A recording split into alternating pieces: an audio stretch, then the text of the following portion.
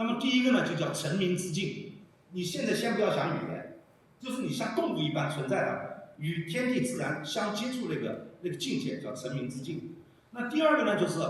在这个成名之境当中，你的关系伙伴，你的用具对你显现出来的意义。那第三个就是动物已有的感官的直接的感知，这个才是这个存在者的存在状态。而我们的命题判断是第四个。但是我们现在的命题真理太过于强大，以至于让我们回不到前三个状态里去了。所以这个海德格尔后面又提出了一个词，叫agnes。agnes 呢就是本有，本来居有，让我们回到这个大道的自行显现，就是本源性敞开的那个场域，那个场域也可以把它叫agnes， 也可以把它叫做 aletheia， 就是存在真理啊。所以呢，这个海德格尔的这个出路呢，就是用思考的思，第二个这个诗词的诗啊，这个返回开端。返回开端不是说返回古希腊这个哲学的开端，而是返回我们存在状态的开端。不要让我们活在命题系统里面，而是要你真正感知你活着啊，你在这个世界之中存在，不要成为这个世界的旁观者。所有的知识命题系统都假设你是一个旁观者，站在世界之外，而我们真正的是我们在世界之中，我们是世界的参与者，这个才叫开端啊。那20世纪除了海德格尔，我们说这个虚无主义的研究这个非常的丰富啊，我就不罗列了啊，因为时间关系我就不罗列了。但是呢，我可以大概说一下20世纪对虚无主义根源的一个我简单做一个总结啊。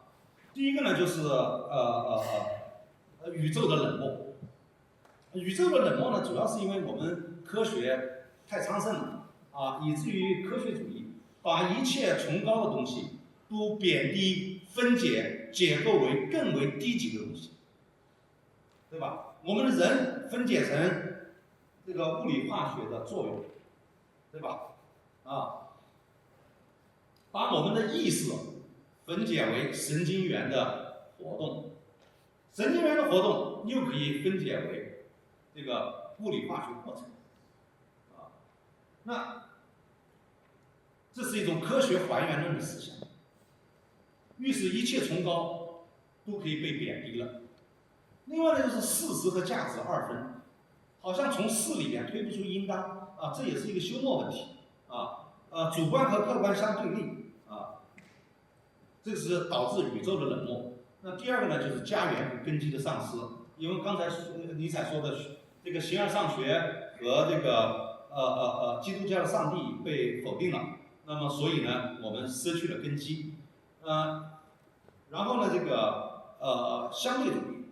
否定绝对真理啊。第三个呢是这个价值论的这个虚无主义啊，就是说这个最高价值的贬黜，或者说梅洛庞蒂讲的是身体的遗忘啊，因为我们的直接的感知是先于认识，先于意识，所以我们忘记了身体啊。然后呢，真实世界的遗忘。鲍德里亚说，我们现在和虚拟世界的接触，比真实世界的接触时间更多，虚拟世界比我们的真实世界更真实，我们忘记了啊。那么加拿大的哲学家查尔斯泰勒说，我们现在就进入了一个意义真空。我们每一个人对抗虚无主义最重要的是，你需要一张意义地图，知道你未来的方向，你要走向何方啊？那另外就是文化的异化，像符号暴力啊，像德勒兹等等讲的这个包括我们现在的信息和数据的垄断